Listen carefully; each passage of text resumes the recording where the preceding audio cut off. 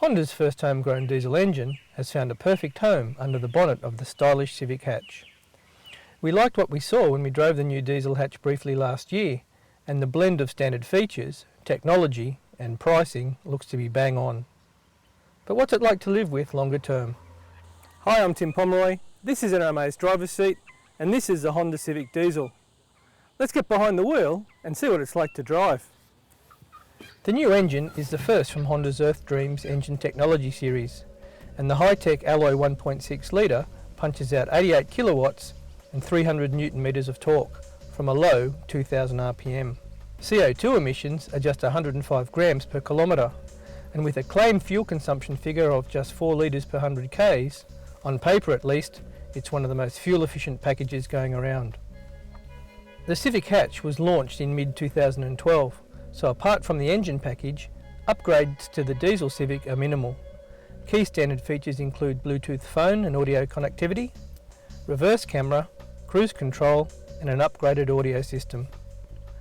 Priced at $26,990, the diesel sits between the Auto VTI-L 1.8 petrol and the top of the line $29,590 VTI LN. Step inside the cabin and there's no real clue that you're driving the diesel version, and it's just like its petrol siblings. I like the front seats in the Civic. Finished in fabric, they're soft and supportive, especially in the backrest.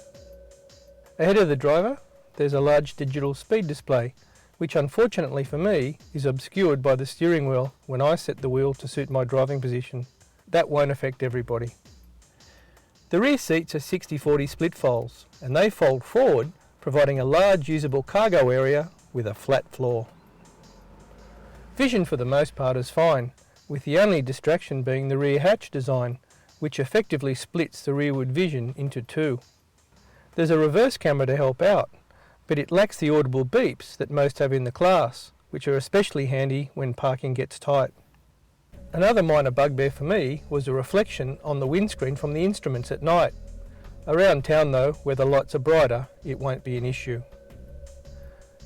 All the major controls are user-friendly from a driver's perspective. The clutch is light to operate and the transmission has a smooth, short action.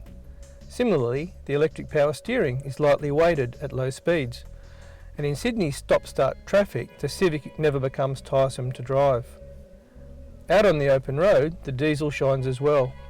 The shift up or down light is especially useful to help you change gears at the right time, and the engine is that quiet that you often forget to shift to a higher gear, which can increase fuel consumption. Not that the Civic consumes much anyway.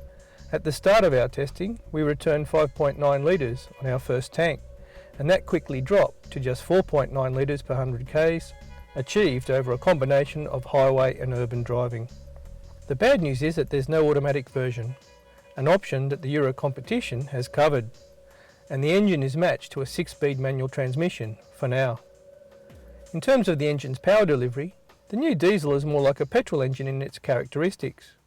The diesel engine doesn't feel happy when you accelerate away if you're in a higher gear, and it's not like some of the larger diesels in the market that will accelerate no matter what gear you're in. So you need a period of time behind the wheel to adjust. The Civic's on-road traits are just like the petrol version. Low-profile 17-inch tyres make the ride quality on poor sections of road jiggly and firm. It becomes softer when pushed a little harder, and the chassis starts to move around a little, and most will find the Civic a competent car through the bends. When you look at Honda and compare them to some of the other brands, they've been slow to embrace diesel engine technology. But remember, they were the first here with their inside hybrid, and their commitment to producing environmentally friendly cars is stronger than ever.